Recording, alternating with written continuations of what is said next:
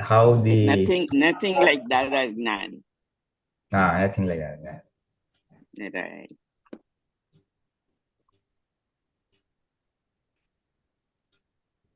You see, because at the personal level, all of us need guidance. Ne? Professionally, we may be expert in our fields. તમે doctor છો, હું engineer હતો, છું rather, પણ at the human level, એમાં દાદાનું જ્ઞાન કામ કરે છે. Right. Exactly. અને મોટા મોટું he has projected the whole thing as a science, આ અક્રમ વિજ્ઞાન છે એમ કરીને. It is Right. not a religion. Jain ધર્મ, વૈષ્ણવ ધર્મ, શિવ ધર્મ, એમ નહીં. It is a science. Right. અને as we go deeper, ને આપણને literally દેખાય જેમ physics, chemistry, biology, those are all sciences with rules and laws. એવી રીતે આ દુનિયા બી આખી rules and laws થી operate થાય છે. Right. Nature Exactly. Lose of nature જેને એટલે કર્મ ચાર્જ થાય છે તો કેવી રીતે કે હું ભાવ કરું તો પરમાણુ ખેંચાય છે, પછી શરીરમાં આવે છે, પછી નેક્સ્ટ બર્થમાં આવે છે, પેલો causal Right. Body, effect body. એટલે ઇટ્સ એબ્સોલ્યુટ સાયન્ટિફિક પ્રોસેસ. એટલે દાદા ભગવાન બહુ કહેતા સાયન્ટિસ્ટ ને મળી જાય ને તો કામ થઈ જાય એવું છે. Exactly. અમને આ જ્ઞાન મળ્યું, પણ પછી we had a big tragedy. We lost my son who was 42-year-old. And he was a physician too, a retina specialist.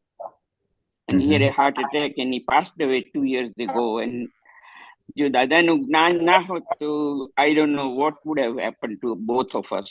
But we were able to face the situation વિતરાગ રહીને. સંજોગો જેમ આવે એમ we started solving all the problems. એટલે he was in New York and અમે Dallasમાં. એટલે to wind up all his practices, he had 5 offices. So to wind up his offices and pay lot of taxes and hire lawyers, and we were still able to do it. દાદાને જ્ઞાન પ્રમાણે જે થાય છે એ વ્યવસ્થિત છે, સમજીને જ આગળ ચાલેલા અમે. બરાબર છે, વ્યવસ્થિત એટલે સ્વીકારતા, અને પછી જે વાઇન્ડ અપ પ્રોસેસ છે સંભાવ્ય નિકાલ ફાઇલ તરીકે રાખીને. Right, exactly. આપણે જય સચ્ચિદાનંદ. જય સચ્ચિદાનંદ. જય સચ્ચિદાનંદ. આપણે ત્રિમંત્ર ચાલુ. ત્રિમંત્ર ચાલુ કરીએ. ચાલુ કરો. ચાલુ કરો. નમો વિતરાગાય. નમો વિતરાગાય. નમો અરિહંતાણમ. નમો અરિહંતાણમ. નમો સિદ્ધાણમ. નમો સિદ્ધાણમ. નમો આયરિયાણમ.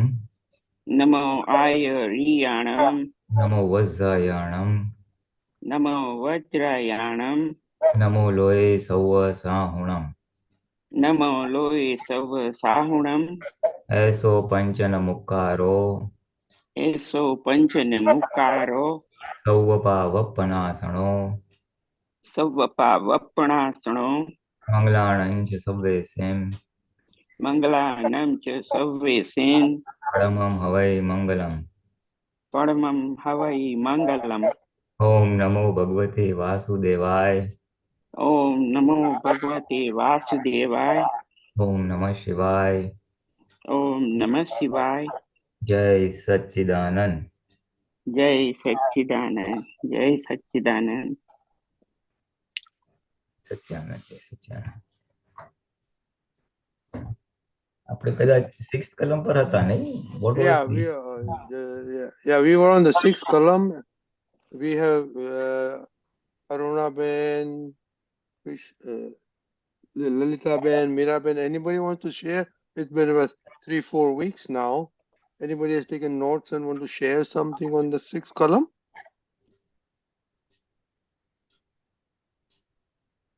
And if not on the 6th column, maybe something else to set the ball rolling. Yeah.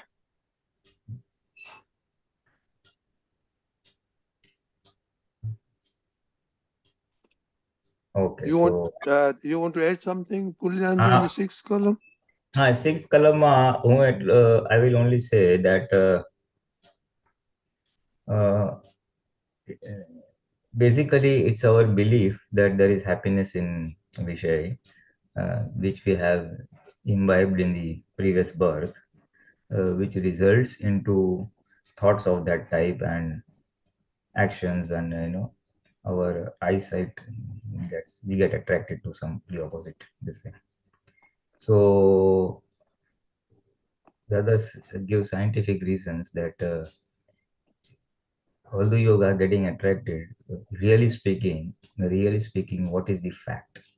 So the fact is by way of three visions here given. And if you see the nude body of a human being, it's not very attractive. Only because it's covered with attractive clothes do you get attraction. Then in the second vision, if you remove the skin, then how will the person look like?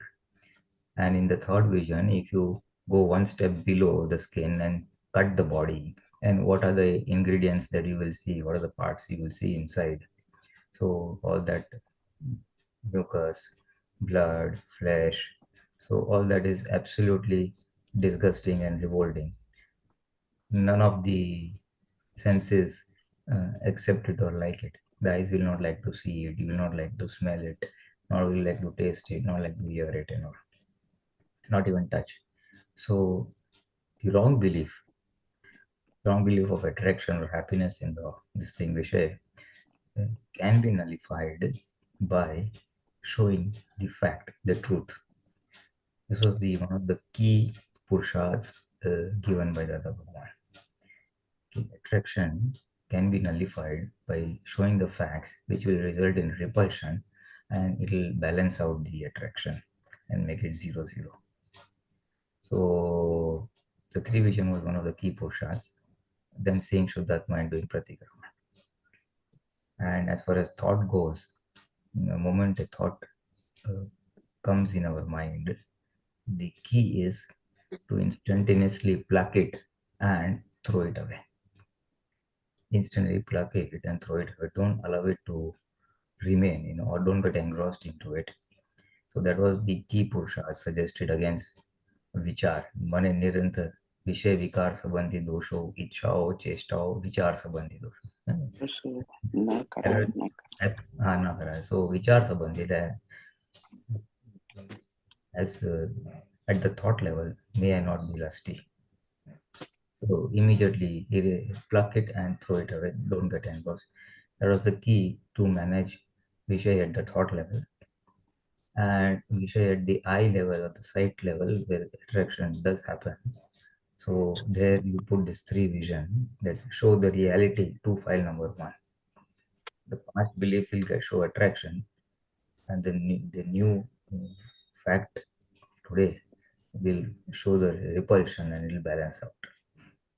So that was at the sight level. Then at the body level, I used to say that be careful of the food that you eat and the quantity and type of food that you eat. That is for the youngsters who want to practice celibacy. It's maybe not applicable to the audience we have right away. But here in general, given many keys or tips to practice celibacy and not get carried away by Vishay.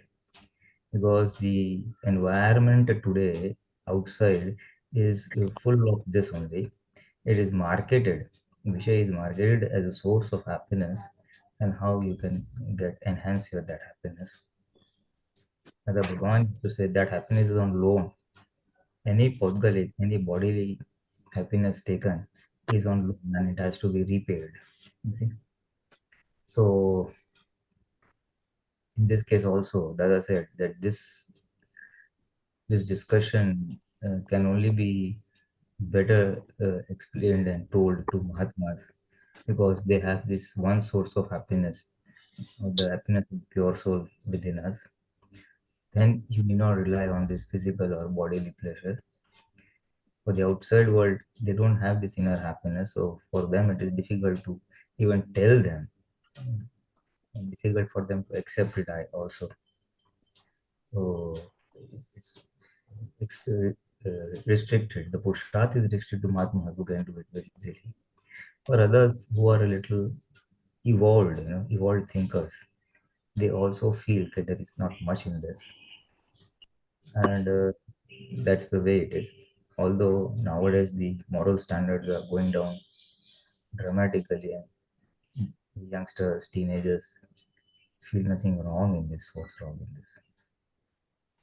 But if you see traditionally, the Indian culture, all religions in India, the entire Indian culture recognizes that Vishay is not the source of happiness.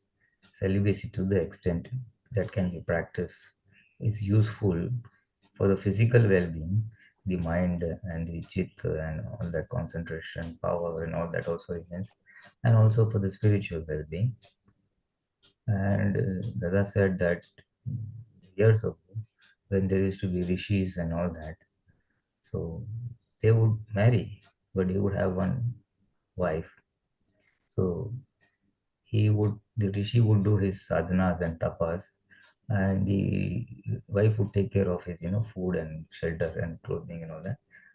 And the wife will get uh, a protection in the form of a husband. And she would only ask one donation to na kevai, dan ke dada bana. You must give me one son and one daughter, that's all. After that, nothing. So Vishay in those times was restricted to progeny, and after that it was not a source of happiness or a thing to be continued.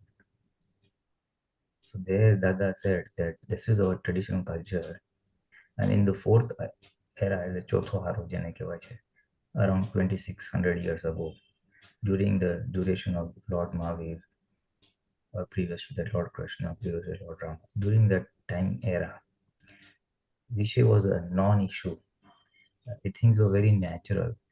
The quality of life was also very nice, very easy going, don't have to struggle to eke out a living. Easy to run the house, food, and so there wasn't too much of agony and suffering. And so people did not need Vishay. In modern times, there is so much of stress, tension that people resort to Vishay just to feel cool, calm, or get rid of the tension. Unfortunately, they don't know that Vishay, indulging in Vishay leads to more suffering and more internal heartburn. And again, he resorts to Vishay, and then again, it cleanses the heartburn. So today, mankind is caught in that vicious cycle. Is adding fuel to the fire in terms of indulging Vishay and increasing his burning. So this is a very subtle thing which only Dada Bhagwan has revealed. So in that fourth era, this thing was not there. So he did not resort to Vishay. And Dada says, even look at nature. Look at nature. There also, if you see all the animals, all the birds, they also indulge it only very seasonal, during the mating period of the year. Only in those seasons they do mate, and just that is just for procreation and to generate the next generation. After that, it's not indulged in all that much, not a source of happiness. So that was the natural formula, just to carry on the mankind or the next generation. It was never assumed as a source of happiness or a thing to relax or get rid of stress. And this will happen, and this was foreseen by Lord Mahavira, and that is why he brought out the fifth vow, the Panch Mahavrat, the five major vows. There were only four during his duration: ahimsa, non-violence; achaurya, non-stealing; aparigra, non-possessiveness of worldly things; and satya, to speak the truth. There were only four major vows for celibate, that is sadhus, celibates, that is all those who have given up worldly life, and also the householders to a diluted extent. And celibacy or brahmacharya was included into it, understood that if you indulge in that, you will not include in violence. Ahimsa Mahavrat will automatically be taken care of. You don't have to steal, you don't have to tell lies and things like that.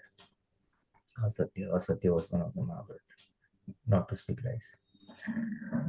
Satya Mahavrat, not to speak lies. So he knew that people will not understand the value and importance of this, so he brought it out separately as a fifth Mahabharata so that people know this is something to be preserved, to be conserved, and has some value. So that's the background of the Brahmacharya fifth Mahabharata, starting from Lord Mahavira. So it has deteriorated, and we are very fortunate. Basically, every Indian at heart knows that this is not right or not good or it's not this thing. But how to practice it in the modern era when he's surrounded by a lot of this lustful features? Open the magazine, open newspaper, open TV, go out, ads and things and that. Nowadays, so mobile, so that is a major problem now. This is so freely and easily available to youngsters, very small 10-year-olds, that the corruption of the mind is growing by leaps and bounds. So if at all you want to practice, how to do practice in such an environment? So he had given a lot of keys to Aptaputras when they decided to not to marry. That said, either you get married or you don't get, or to practice celibacy. You can't be in between. So then he gave tips of how to practice in the modern era, of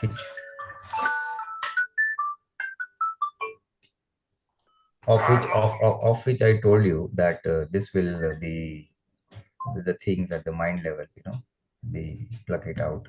Then at the Chitt level, the sight level, and at the Kaya level, the food you have to take care of, even in good company and things like that. At the Vani level, do not indulge in such type of talks or double meaning jokes and things like that. Someone may say, but we may not get engrossed into that, nor should we speak such language. So Man Vachan Kaya, mind, body, speech. We can practice celibacy by all the three means. Now, everybody doesn't have to practice celibacy, but he gave tips that in case such discharge force comes out, what to do, how to manage the discharge force. Apart from, of course, the sixth column.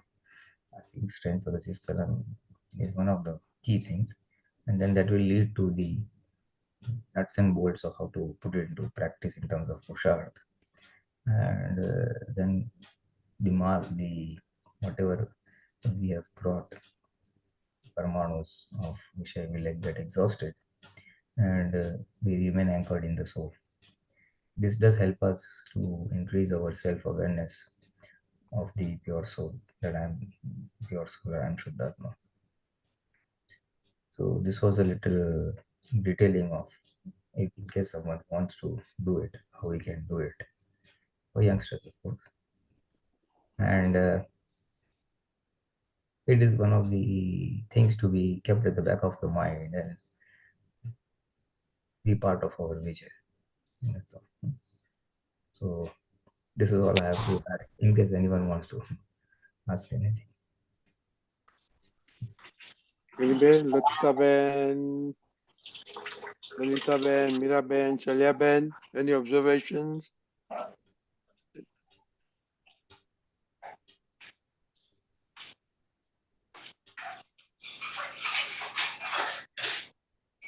Everybody quiet. Yeah, so maybe this is not applicable to them. I know. So I think let us move to the next one. I think that's better, We can move to the next column. We can move to the next. Yeah. So just information in the back of the mind. And we start vigil for all the 5 and now the 6th column. Then if we have to elaborate on the 7th column, it's also a prime and a very important column vis-a-vis our Jagruti, spiritual awareness that I am the pure soul. It relates to food. It says, Hey Dada Bhagwan, મને કોઈ પણ રસમાં લુબ્ધપણું ના કરાય. May I not get engrossed and involved in any of the 6 food senses, 6 food tastes that taste, The 6 tastes are, bitter, sweet, pungent, salty, chili, or hot, and lime, lemon, khatta. So may I not get engrossed in any of the taste, and समरसी खुराक लेवानी शक्ति आपको. May I eat a well-balanced food having all the 6 tastes. The essence of this column is that one thing is eat a well-balanced food. All the 6 tastes are required for this. Although you may have a liking for one particular flavor, some people like hot and spicy, some people like sweet, some people like fried stuff. So that could be there. So let that be there, but do not say, oh, bitter, I just don't like, I like only sweets. This I just don't like, chilies and all. So don't neglect any particular taste. Have a well-balanced diet because it's required for the body. And Koipan Rasma Lubdapanu means, may I not remember any particular food item which I may have had in the past. You may have gone to someone's house and had a nice food item. Hypothetically, say some type of pulao or some type of, say, your Mexican dish or something. And we remember that, oh, what a nice pulao, what a nice pulao, what a nice pulao. And maybe after a few weeks or some months, we happen to again go to over there. Then we made it, oh, that day you made that, you make that again, So remembering that food taste, remembering that food item is called Labdth Panu. So that Dada says, whenever anything nice comes, enjoy, relish the food and leave it at that. Essentially, he says, you got nice mango in the mango season, enjoy it. Any food item, enjoy it. And then leave it at that. Oh, it was so nice and I want to have more of it. That is where he says, our strength not to indulge into that. કોઈ પણ રસમાં લુબ્ધપણું ન કરાય. May I not recall the particular taste of the food item. That is the main part of it. It is in 2 parts. One is not to recall the liking food or the food that you liked. Number one, that may I remember in the sense, oh, what a nice food. May I have more of it? Nice food. May I have more of it? Let's have more of it. That having more of it, recalling, oh, wish I get that food item or that taste. That is the strength we are asking for. We are asking for that strength. And of course, having a well-balanced diet, including all the 6 tastes. So this is of very prime essence for all Mahatmas. This food, what happens is, if we don't do this, by default, we have a liking for a particular food and more of that, So we are extracting happiness by indulging in that food. Extracting happiness. Maza aa gaya. Enjoyed it. Now, that engrosses us in the Pudgal or file number 1. We get engrossed into that. That is a sort of avaran or a wheel on our spiritual awareness of I am the pure soul. Or that much I am pure soul, that gets covered when we get Tanmayakar engrossed with the file. What leads to that engrossment? Oh, what a nice food. Let's have more of it. Whatever it may be. Pizzas, sandwich, dhokla, whatever. So this is the key thing for Mahatmas. Before they take meals, they should pray that may I do Unodari. Unodari means eating less than the appetite. Very strictly speaking, Unodari was defined as that if we divide the appetite that we have, or the hunger, divide the hunger that we have into 4 parts. Fill 2 parts with meals or solid food, 1 part with water or liquid, and leave 1 part that is 25% vacant or empty. That is to aid the digestion process and whatever gases that are formed during that process. There is some space left for it, so that you do not feel heavy, you do not feel drowsy. You do not feel drowsy. And then if you don't feel drowsy, your awareness is intact. Awareness is intact. So that was the another corollary of the 7th column. to eat with full awareness while eating. That means the Chitt must be present while eating. Chew, then number two, chew each morsel as much as possible. Make it into liquid before it goes down the throat. Semi-digestion takes place at the mouth, so that the food, so that the stomach is not overloaded with the digestion process. The mixing of saliva and in the mouth does some amount of digestion here itself, then the remaining in the stomach and things like that. So eat with the presence of Chitta, number one. Number two, chew each morsel as much possible. Then there are some analogies and all that we have 32 teeth. So we must chew each morsel 32 times. But at least if we chew it with awareness, we'll find out that around 20-25 times or so it goes. And you take little slightly smaller morsels so that they get chewed and a lot of saliva gets mixed very well. And so the second thing was to chew, and the third thing was to eat before the tummy is totally full. To aid that aspect, if you chew the food maximum, it raises the volume, you see, and you get a feeling of fullness. For example, if a person can eat 4 chapatis, but if he eats 2 chapatis or 3 chapatis very well chewed, it increases the volume in the stomach. So you get a sense of fullness, and then you say, okay, fine, now I don't want to eat anymore.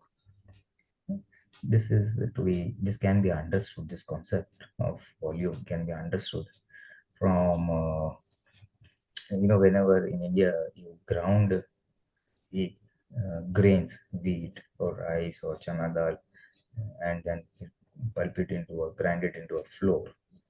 So if you have a 1 tin full of say wheat and you grind it, then the flour that comes, it occupies volume more than that 1 tin. It's a well-known fact, we may know it.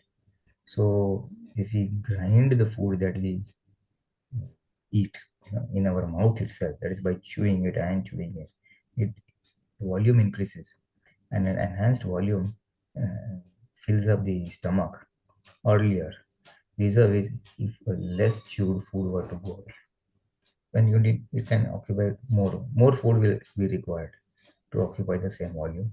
Here, little food will occupy the same volume.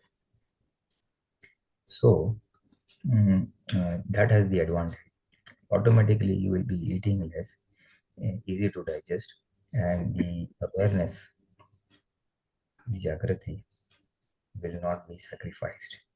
Will be remain still active and things like that. Now, here one more thing comes in. One Mahatmas, with Dada Bhagwan had said that if you cannot maintain awareness while eating the quantity of food you eat, that is at Unodari, then you will not be able to maintain any awareness for Purusharth of 5 agnas. Any Purusharth of 5 agnas, Yadvad, Vani, Vartan, or that, the awareness is required. Now, if this awareness vis-a-vis food is not there in you, a person indulges in food and today I've had sandwich, tomorrow I'll have this, that, and makes it a source of happiness, then it's all Pudgal Sukh or bodily happiness, and it is a big covering on spiritual awareness or Atma Jagrati. So for Atma Jagrati, control over food, type and quantity of food, is very much of essence, very, very much of essence. And that the Bhagwan practiced it throughout his life. That, as I said, that we, throughout our life, you're not able to do fast. You're not able to do fasting for 12 hours, 24 hours, or some people do for 3 days, 7 days. But you can do Unodari, eating less than the appetite. So he said that throughout our life, we have been practicing this. And this is a tap. This is a tapa or penance, which is essential to maintain Atma Jagrati. So Datta said that we used to do it, and Mahatmas have to ask for strength towards this. Although it is not spelled out so clearly in the seventh Kalam, but it is implied when the Bhagwan has spoken a lot about food. Ahar Vignan, he has spelled out many things on that. One of them being is this. So the seventh Kalam is of prime importance for all Mahatmas in two ways. One is that more eating or more indulgence, taking food as the source of happiness, relishing on some dishes that we like more, and indulging in more of that will make us engrossed in the pudgal or the body. Whereas we have to remain detached from the body. We have to remain in spiritual awareness, soul awareness, Atma Jagruti. So that is the biggest this thing for us, a helpful thing that to maintain Unodari, and then not to indulge in, not to recall any particular dish or any kind of flavor, basically, not to recall, oh, what a nice flavor that day, what a nice sandwich, what a nice vada or whatever. Eat whatever comes and then leave it at that. So the essence was two things on that count, and a well-balanced diet. So that was the preliminary summary of the seventh Kalam. Now we should be asking the strength of the seventh Kalam with this in mind, and then keep a vigil whenever we sit down to eat any meal, whether it's breakfast or lunch or dinner, and pray that may I practice Unodari, and then as you increase your awareness on the seventh Kalam, you will see how many times we keep recalling, oh, that food, that day, that dish, this, that, and then you will start realizing, okay, oh, this, and you just say cross, okay, fine, this thought has come and cross. Just say, may I not indulge in any taste or any flavor. Bas. Hey Dada Bhagwan, give me the strength not to indulge in any flavor. Bas. The thought may come, just withdraw. That means thought may come. I want to have that ice cream. I want to have that cake. Or I want to have that dish. So it will come when it wants to come. And we will later on dwell on the science that whatever thoughts or whatever desires that come up, that I want to eat this, I want to eat that, there is a science behind that, and those will get fulfilled. Those desires will get fulfilled in due course of time. So you don't have to run up the dish will come after you. There's a subtle spiritual, there's a subtle science behind those food items. Which the Bhagwan has revealed. It's an absolutely revealing thing, which is not available anywhere. Nobody in the world has revealed this beautiful science, and which will help all of us to overcome this, craving, if I may say so, to overcome the craving for some particular food items. Everybody has cravings. How to overcome that? In what manner? We'll take it up a little later on. So this was just a preliminary introduction to the seventh Kalam. And if anyone else wants to say something or ask something, yes, Ajay.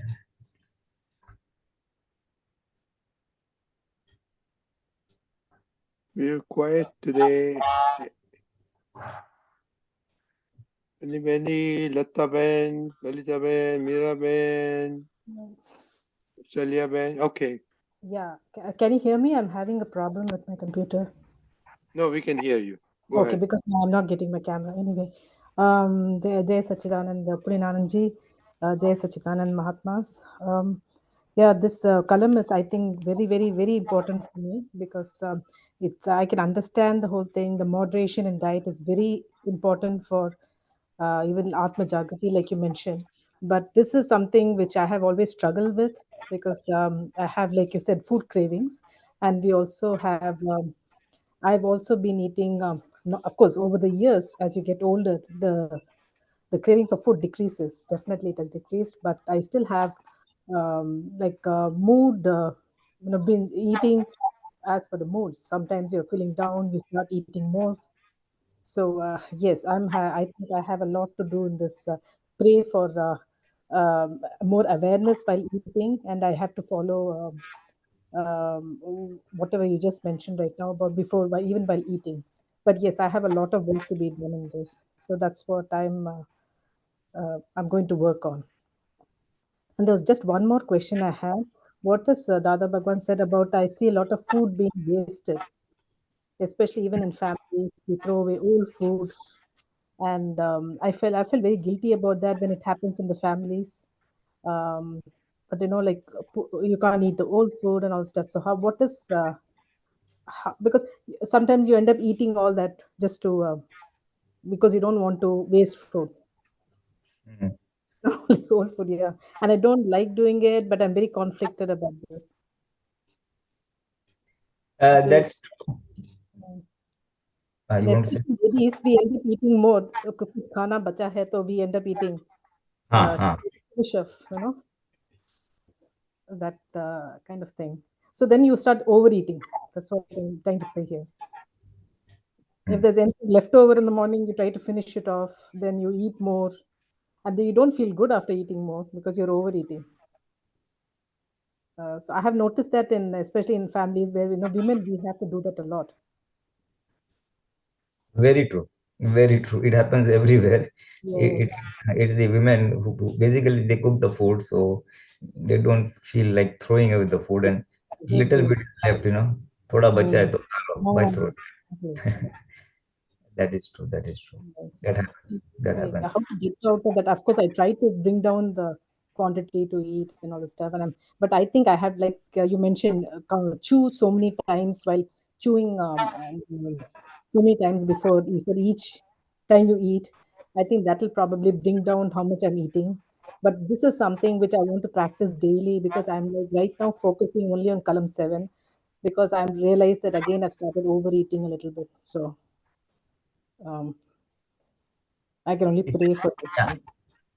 Yeah. Mm, So essentially, it will start with asking for that strength of not to mm, overeat, eat less than mm, that hunger. Uh, mm. otherwise, during your spare time, Yes. and also specifically, when you sit down to eat a meal, Mm. normally we do that prayer, na, that ahari ahar kare che, the food eater is eating, and I'm the pure soul who's observing it. Yes, we do that. Yeah, then Yes. you give you devote this food to God and Devi Devtas, Yes. Yes. and then at that time you can add this one more thing. May Mm. I practice Unodari. Mm. Give me the strength to practice Unodari. Mm. So that is one thing all of us can do. So that at the time of meal, we must put this so that it's a self reminder that I have to eat less, I have to eat less, I have to eat less. Mm. Okay. Mm. So gradually it will happen. You may Mm. succeed 3 times out of 10, you will fail 7 times. And that Yes. very, very slowly, that 3 will become 4, 4 will become 5, and it will take time before it comes to this thing. Yes. And, but the Purusharth is in changing the opinion. Changing Mm. the opinion that I have to practice Unodari. It is not a Mm. source of happiness, and Ah. not to recalling that food flavors or the food items. That is the Yes. crux. Okay. Discharge is absolutely opposite of that. Mm. Like this, because that opinion Mm. of happiness in food as a Yes. source we have brought since infinite life births. Yes. And this birth that Dada has given us the inner happiness, and then we are now saying, now I don't want this bodily happiness, food and taste being one of them. That is the Swadendriya, Mm. this. Mm. So we are changing an opinion which is a chronic disease. Over life births, we have brought this belief. So we have Yes. to Very. strong belief. Mm. So it will take some time, and be patient about it. You Okay. will have success and failure both. Yes. Sometimes you will succeed, a few times you will fail. Mm. Because Mm. little Mm. is left to go away. Yes. Yes. Definitely. And Okay. it's very Yeah. Very natural. tough. Very tough, yeah. That's like you said, 3 times out of 10 it works. Yes. Yes, that is going to happen. And especially cooks the food, no? They feel very guilty to throw away the food. I just can't do that. Yes. I feel very guilty. I fully understand. I Hmm. fully Yes. uh, to that, to Hmm. that, Dada Bhagwan had given one solution to one Mahatma, which that Mahatma shared with me. Huh. Sometimes, we have made the food and little dal is. Huh. So we feel why throw it, eat it. That's Yes. why you are doing it. Throw it, what will happen? Worst come, it will go in the gutter, na? And it Ah. will go in, there are a lot of creatures in the gutter who will eat this as food. But Okay. Yes. Yes. Hmm. bacteria and things like that, or Hmm. small living organisms. Hmm. And one katora, or one bowl of dal, if you Hmm. see, the grains of dal are only very few, 1 teaspoon. Hmm. You are not losing much. That's the way Yeah. wasting. No, you're not Yeah. wasting. It's only this much. Yes. Yeah. When it's cooked, it becomes more. Yeah. Hmm. So that is said, leave it. Nah, they will eat the food. It's food for them. Why are I you? should look at it like that. Yes. Let it go. Hmm. And in India, we are fortunate in the sense that the leftovers can be given to either a servant Yes. or India, we don't have any problem. Yes. We don't have any problem in India. cow. Over here we can even give to some cows Yes. or. We always do that in our families. Yeah. But in America, it's a very big challenge Very because you much. can't. It has either in the stomach or it in the dustbin. There is no third option. And Yes. I know it. I have seen when I was in the States Yes. that Yes. people Of course. make and then the same thing goes for 2-3 days. Yeah, that's also not good. Not good to carry over too much. Yes. It goes in the fridge and the same breakfast or same food item comes. Mm, yeah. Mm, American lifestyle is also like that, people meal prepared at the night becomes the lunch for the next day because they have yeah. to get into job and all. The Mm, lifestyle is like that, what to take home. So they prepare. exactly. Mm, And we used to go to, I used to hear stories from my relatives who were abroad, that we mm. prepare 1 week for 1 week and Yeah. we take Yes. all this Yes. vomit and eat it. We don't have time to prepare food. Yes. Yes. I know. Mm, It's only at the night time. The morning lunch is a working lunch in terms of sandwiches, yes. fruit, Yeah. and small item. Yes. Yes. So it's a lifestyle. So, but what we can do is Mm, basic practice that I want to do Unodari. Then the question of throwing away, as I said, take it will go to someone's this thing. mm. And Thank you. It is. cross between wastage of food and and losing awareness. Atma Jagrati. Exactly. Overeating is just not good. So just pray that while preparing food, one can pray that may I prepare. In fact, we have had 4 prayers of person who prepares the food. Mm. Then at may I prepare the appropriate amount. But Yes. That's the first thing. Mm. ready to leave it to the nature because we Mm. do know family member will eat how much sometimes, I don't know. Yes. rather than go from plenty of food prepared to less food Yes. prepared because We avoid always waste. do plenty. Yeah. Sometimes if you prepare less just to avoid wastage, then sometimes it becomes less. And if you say no, no, Mm. prepare, be very greedy. Yes. Yes. So may I prepare the appropriate amount? That's all. Okay. And just flow naturally. And in case little extra is left over, leave it. Mm. I should not stress out about that. Mm. Don't stress about that. Mm. Okay. Got it. No, it's the advantage of preventing food wastage, and it's against the Jagrati that you want to conserve. Yes. Exactly. Yes. So, what is the more precious? We should take Hmm. care.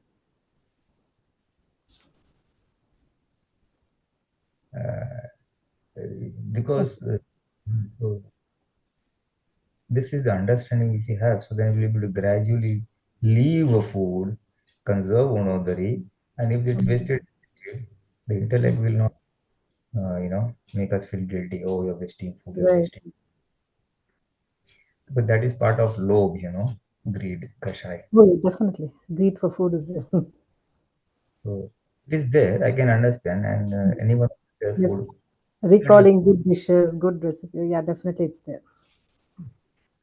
So gradually, by asking those questions, then slowly, the intellect will get convinced that no, practice the seventh kalam the way Dada wants for my spiritual awareness, for my spiritual growth. Okay, got it. And now I want to go to moksha, and for me this is essential. Hence, This is impeding, yes. basically we are changing our old belief with a new belief. Mm. The old belief was there is happiness in food. Mm. Food should not be wasted. Mm. These two beliefs we are working against Mm. for spiritual awareness, Atma Jagrati. Mm. I think it's all about prioritizing, just giving the priority to, okay, if you put attaining moksha as the top priority, then automatically all the other things will work. Perfect. With the path also, of course, yes. What matters to you most? What is your Yes, priority? that's what we should have talked. You attached to Mm. vis-a-vis wastage. Yes, okay, I got it. Yeah. The moment we attach greater importance to soul awareness, Mm. this automatically will Automatically to fall into place. Yes, I got it. the importance will reduce. So then we will not feel bad. The intellect will not feel bad about it. Okay, got it. Thank you. Anybody else? Anybody else? Hey, Pulinanandji, why don't you talk about the prayer that was given out in the Guru Purnima? Yeah. You see, once Dada Bhagwan had mentioned this to one of the families. See, prepare prayer for one preparing food and also for one consuming food. Invoking Dada Bhagwan's presence, most doubtly I pay obeisance to. In Gujarati it says, Pratyaksh Dada Bhagwan ni sakshi hai. Pachi, all the attributes, gunas embodied in the food. That means whatever, each food item has some proper good attributes. So, repaying. Atmana gunone namaskar in Gujarati. Atmana gunone namaskar. In English, the attributes embodied in the food. Each food has a guna that somebody gives protein, carbohydrates, minerals. The guna in that sense. The even the sour is a vitamin C and things like that. So all the properties which are required for the proper functioning of the body. So we pay obeisance to that. Gunone namaskar karu chu. While translating, the obeisance has been made common. Then praying to the pure soul present in the food. That means આહારની અંદર રહેલા શુદ્ધાત્માને નમસ્કાર કરું છું in Gujarati and in English. Whatever food has, there are living beings. The soul is there. So praying to the soul. Then the guardian celestial beings of the food. દેવો આહારના રક્ષક દેવ દેવીઓને નમસ્કાર કરું છું. And the pure soul within the one who consumes the food. This last sentence is for the one who is preparing the food. Now, if you prepare food with these inner desires, inner bhavnas, bhav as we call it, then the quality of food that you prepare will be very good, and it will help the person who is going to eat food. Because Dada Bhagwan said, the food that we eat, the mind parmanus, mind is formed from that, and so thoughts appropriately will emerge from that.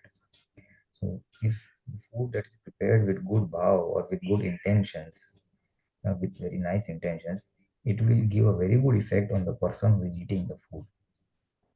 Nowadays, because of stress or whatever, the person who prepares the food is not always in the best of moods, Maybe the person is agitated, disturbed, for whatever reason, a lot of work, children, or other household family members, or something, pressure of work or something. So presence of mind is not there. Then food is prepared in an agitated form. Oh, I don't want to prepare food, but I have to prepare food. So he prepared that food with that type. Oh, that fellow will not eat this food. He will criticize my food. Some family member does that. So preparing food in an agitated state of mind also the bhav go in the food. And that food, when consumed with such bhav, has detrimental effect on the person. So in order that the food that every family member eats serves him to advance spiritually or to have a good worldly life also, food that he eats must be very pure, very shuddha. So one is shuddha from the purity from the hygienic point of view, which obviously is there at the home front, and with good bhav, Now, because otherwise nowadays people, they watch TV or they watch mobile while preparing the food. Or their mind is not present, Chitt is not present while preparing food. They're agitated. So all that has negative effect on the food that is being prepared. So to counter that, before or while preparing food, one must pray this much. Many people have made stickers out of this. That you pray to the gunas, the soul, and the celestial beings. And also, if you pray to the one who consumes the food, then he will not have complaint for you, for the person who has prepared the food. You will gracefully able to eat it, and you will be able to prepare food such that the person who's going to eat it also likes the food or relishes the food. There's no complaint that this is not good, salt was less, this is not good, lot of oil, lot of mirchi and things like that. It will also give a lot of satisfaction to the person who's consuming the food. So this was the prayers while making food, and Dada Bhagwan also said that the one who is eating food can also pray to the first three things, before eating food. After the normal prayer of three mantra, ahari ahar kare છે અને હું નિરાહારી માત્ર જાણે જાણું, the eater of the food is eating and I am the observer, and then I offer this food to the Dada and Devi Devtas. After that, one can say, and then the third thing that we said was, may I practice Unodari. After that, one can say this, that I pay obeisance to the gunas in the food, the soul in the food, and the Devi Devtas of the food. ગુણોને નમસ્કાર, આહારની અંદર રહેલા ગુણોને નમસ્કાર કરું છું. આહારની રહેલા શુદ્ધાત્માને નમસ્કાર કરું છું. આહારના રક્ષક દેવી દેવતાને નમસ્કાર કરું છું. This is these three, the person who is eating the food. So it will also be very helpful for him also. It will also help for him. This is what Dada Bhagwan had said, and then I happened to get it from Dinesh Anandji, and it was then put it into a sticker type of thing which we distributed during one of the major functions, one of the shibirs, I think last December or something. It's a very useful thing for people preparing food.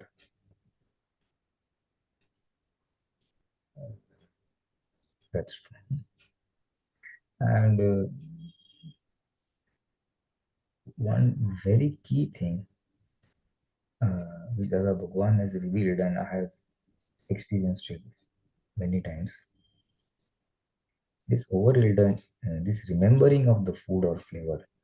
Oh, that day sandwich was great, or this vada was great, or whatever. And you keep remembering, when will I have that? Mangoes, whatever. Now, one way to overcome that is a beautiful science that the Bhagwan has revealed. Very absolutely not available anywhere, to the best of my knowledge. If it is there, it's there, but to the best of my knowledge. That whenever we have a desire to eat particular item, say I want to eat pani puri today, example, or a sandwich or something. Now, when that sustained desire keeps coming, the thoughts keep coming, I want to eat this, I want to eat it. Today that thought has come, tomorrow it comes, next day it comes, it keeps on coming. So what does that show? It shows that that desire is there inside. Dada Bhagwan used to say that whatever food that we eat from outside, whatever food, initially the desire or the atoms of that food get activated within our body. The atoms of that food get activated within our body, and after that, physically the food comes from outside and comes in on a plate. That means if I have a constant, over a few days that I want to eat this, I want to eat this, say I want to eat sandwich, say this. You have not told anyone, but the thoughts keep coming and coming. Then you will observe that very shortly, that sandwich will come automatically on your plate. So whatever inner atoms of food get activated by way of desire to have that food, whatever atoms get activated by way of having the desire to eat that food, automatically those food atoms will come to you automatically. There is a correlation between what we eat and what desire erupts within. Now, for women, it becomes a little difficult because they are the ones preparing the food also. So whatever desire they get, parts they can make it. But the men can keep observing that I want to eat this, I want to eat this, I want to eat this. Idli khane ka, idli khane ka, idli khane. For example. So then idli somehow comes from somewhere out of the blue. It will come. As a naturally, it's prepared in the home, or you're going to someone's house and it's prepared over there. And that I've observed it n number of times, and I'm dead convinced. So the learning from this is that whatever desires of food that will come to us by way of file number 1, I want to eat this. If it is strong enough, those atoms of that food will automatically come to you. This is a law of nature. You don't have to go after the food will come after you because you have brought that by way of causes, so the effect will follow. Now, what that happens is, which I found, that whenever I feel like eating, then I don't even tell anyone. But I said, now it is not my problem. It is nature's problem to fulfill this desire. It is nature's problem to fulfill this desire of this particular food item. And it does work. It was working otherwise also, but I was aware of this, I found that it just works in the strangest of places. Once I was invited by a Mahatma for a meet. First time I was going to that person, and the Mahatma, used to a new acquaintance in Satsang, on and off we had met, and then she had said, "Will you please come to my home for dinner?" I said yes. So in the evening, I landed up over there, and then we had some satsang and all. Then it was meal time. So I said, "What have you prepared for me?" She said, "Shall we have meal?" I said, "Okay, fine." Then I asked her, "What have you made?" And she was a little hesitant.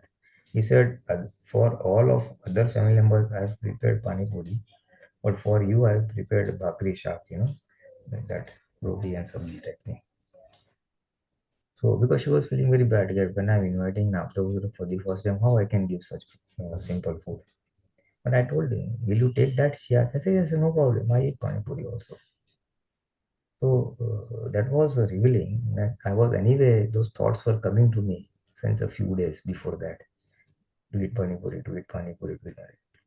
And out of the blue, in an unexpected quarter, in a new Mahatma's house, that food came in front of me.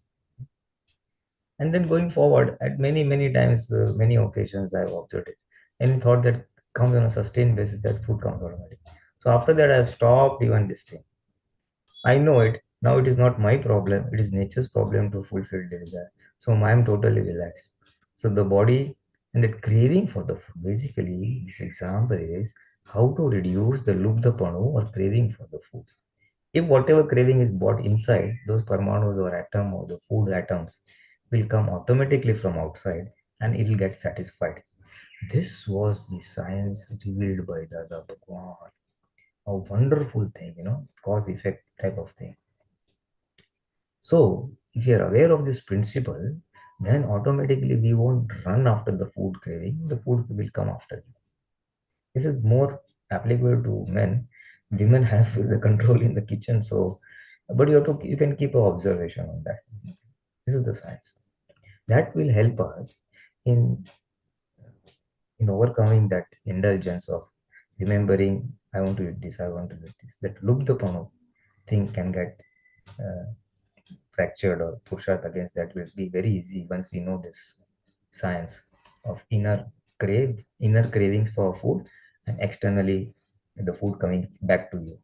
Those inside those atoms first get activated and then physically the atoms from outside come to you. That is the science. That will help in craving. And as far as Labdth Panu goes, that is just an inner desire or Purusharth. May I eat a well-balanced diet? So any particular flavor, if you are shunning away, you're not using it or avoiding it, you can now say, no, badhu khavu જોઈએ. But thodu kha. Eat less, but eat everything. And then Unodari, eating little less.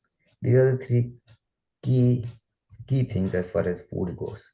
Then of course you can have subdivision, chew the food, keep presence of mind. Those are also key things with Dada Bhagwan said. And as we just said, how to prepare food with good bhav, with good intentions, and eat food also with good intentions. So it will serve the purpose. Basically the main purpose is sustenance of the body. Sustenance of the body, sharir ne takawa mate. We are doing this. So to sustain maintenance, food is a source of sustaining the body, not a source of happiness. The source of happiness is the pure soul awareness within us. So to sustain that awareness, we need the body, and the body has to be maintained. So give it a well-balanced food. Give it food that it likes. You can give food that it likes. That's not that you have to avoid the food that you like, but eat little less. That's all. Sometimes what happens, so what you would like, you go to a dinner party or any party and then something very favorite dish comes, we eat until we touch stomach. Why? Tell the mind that eat now, I will give you next week. Then I will give you next week. So it's a way of mind management or thought management of the craving for the food. And the science that whatever atoms are activated inside, it will come outside. Why you want to full all the quota in that one sitting or in that one party? Stagger it up, basically. So these will help in Unodari. This will help in eating food with Jagruti and being relaxed. It is not my problem. It is nature's problem to fulfill the inner craving.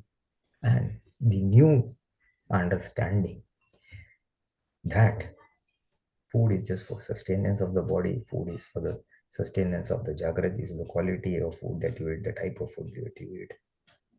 And my key thing is Atma Jagruti.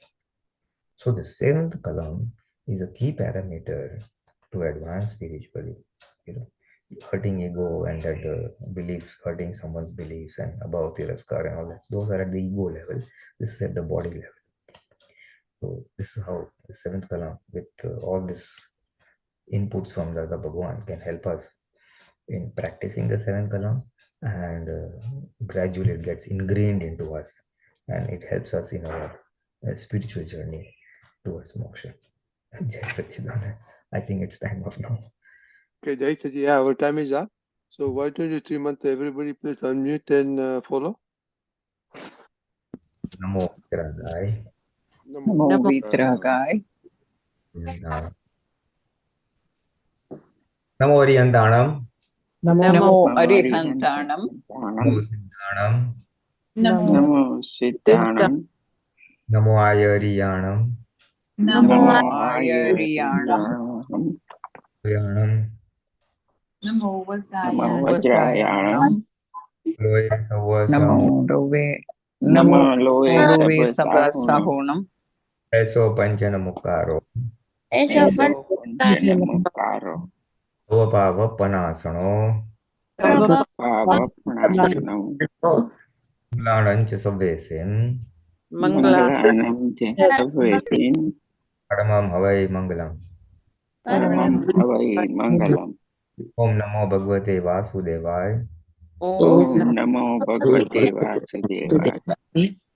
Namah Shivaya. Om Namah Shivaya. Jai Satchidanand. Jai Satchidanand. Jai Satchidanand Pulinanandji. Jai Sir. Jai Sir Pulinanandji Mahatma. Jai Satchidanand. Jai Satchidanand all Mahatma. Jai Satchidanand Pulinanandji. Jai Satchidanand Mahatmas. Oh, 1 minute, please. 1 minute. Bolo. all, and I suppose now the 7th Kalam will have a lot of feedback in the next Yeah, we satsang. hope so. Yes, yes, definitely. Because there are a lot of Yes, prepared- very much. I have a few questions too. I already have some questions. There were a lot of Yes. preparers and eaters, so we should have. Yeah. Okay. Jai Sachidanand. Yes, it's Jai Jai Sachidanand. Sachidanand. Jai Jai Sachidanand. Sachidanand.